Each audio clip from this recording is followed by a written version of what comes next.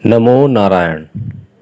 नमस्कार दोस्तों, मैं हूं आपका दोस्त देवेश प्रताप और आज हम कहानी स्टार्ट करने जा रहे हैं। ये बहुत ही प्राचीन ग्रंथ है एक तरीके से, जिसका नाम है बेताल पच्चीसी। बेताल पच्चीसी में 25 कहानियां हैं। तो सबसे पहले हम ये जान लेते हैं कि ये 25 कहानियां जो हैं वो किस तरह से, किसने और किसको और क्यों सुनाई। तो उसे जानने के लिए हम सर्वप्रथम इसका प्रारंभ करते हैं और इसमें 25 कहानियाँ हमारी रहेंगी, जिसे कि मैं चाहूँगा कि आप सभी लोग सुने। वैसे तो हमने इसकी काफ़ी स्टोरियाँ जो है टीवी पर, यूट्यूब पर देख रखी हैं, पर फिर भी इसमें जो है कुछ रोचक बातें मैं आपको साथ के साथ इसमें बताऊँगा। और क्या निष्कर्ष है, ये कहानी सत्य भी हो सकती है और असत्य भी हो सकती हैं। ये निर्णय मैं आप पर छोड़ता हूँ। तो आइए हम सबसे पहले जानते हैं कि बेताल पच्चीसी जो ग्रंथ है इसका निर्माण किस तरह से हुआ। तो प्राचीन काल की बात है, तब उज्जैनी, वर्तमान में उज्जैन में महाराजा विक्रमादित्य राज किया करते थे। विक्रमादित्य हर प्रकार से एक आदर्श राजा थे। उनकी दानशीलता की कहानियां आज भी देश के कोने कोने में सुनी जाती हैं। राजा प्रतिदिन अपने दरबार में आकर प्रजा के दुखों को सुनते व उनका निवारण किया करते थे। एक दिन राजा के दरबार में एक भिक्षुक आया और वो फल देकर चला गया। तब से वह भिक्षु प्रतिदिन राज दरबार में पहुंचने लगा, क्योंकि पहले ही परंपरा थी कि राजा को सुबह सुबह कुछ भेंट दिया करते थे सभी लोग। तो इसी तरह से वो साधु भी वहां जाकर भेंट देता। वह राजा को एक फल देता और राजा उसे कोषाध्यक्ष को सौंप देता। इस तरह से 10 वर्ष व्यतीत हो गए। 10 वर्ष तक लगातार वो साधु जो है महाराजा विक्रमादित्य को वो फल देता रहा। हमेशा की तरह एक दिन जब वह भिक्षु राजा को फल देकर चला गया, तो राजा ने उस दिन फल को कोषाध्यक्ष को न देकर एक पालतू बंदर के बच्चे को दे दिया, जो महल के किसी सुरक्षाकर्मी का था और उससे छूटकर राजा के पास चला आया था। उस फल को खाने के लिए जब बंदर के बच्चे ने उसे बीज से तोड़ा, तो उसके अंदर से एक बहुत ही उत्तम कोटि का बहुमूल्य रत्न निकला।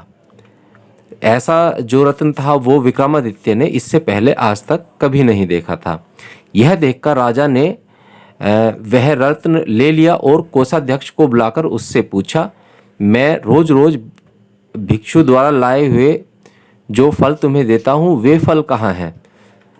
ये शुक्र है कि उस टाइम का जो कोषाध्यक्ष था वो बुद्धिमान था, नहीं तो और कोई व्यक्ति होता तो वो उन फलों को फेंक भी सकता था, क्योंकि उन फलों से दुर्गंध आती थी।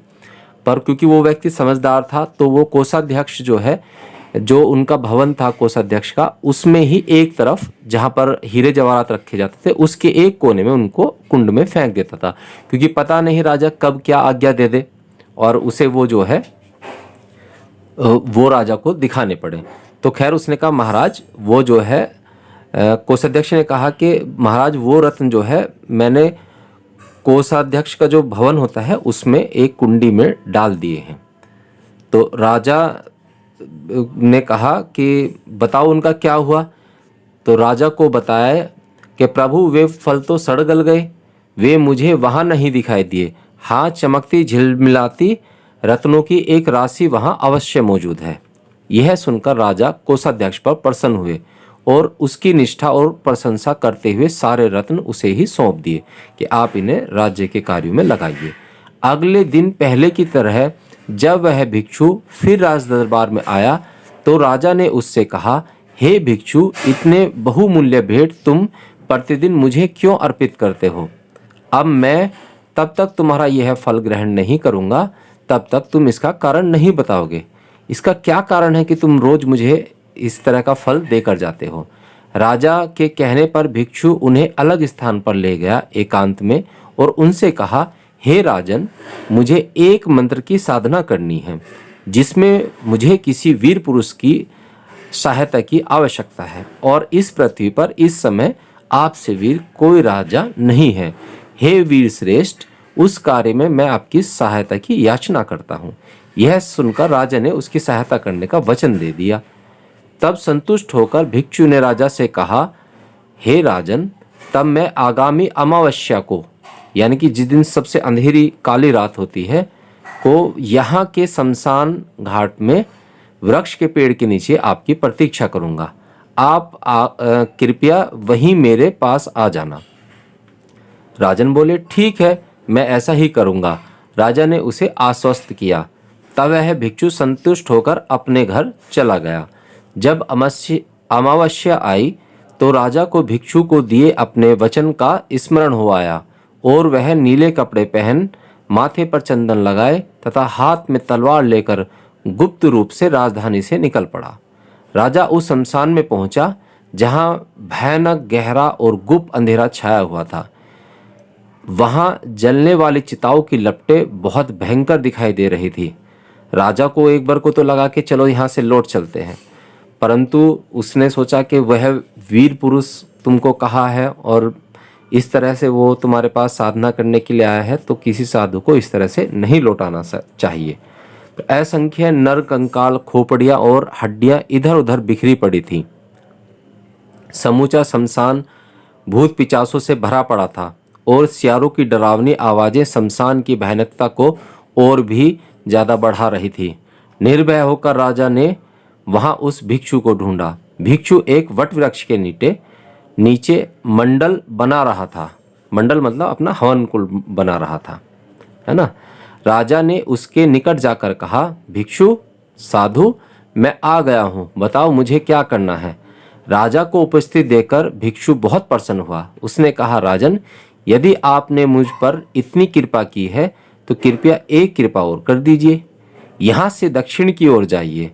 यहाँ से बहुत दूर शमशान के उस छोर पर आपको सिसिम्पा यानी कि शीशम का एक विशाल वृक्ष मिलेगा। उस पर एक मरे हुए मनुष्य का शरीर लटक रहा है।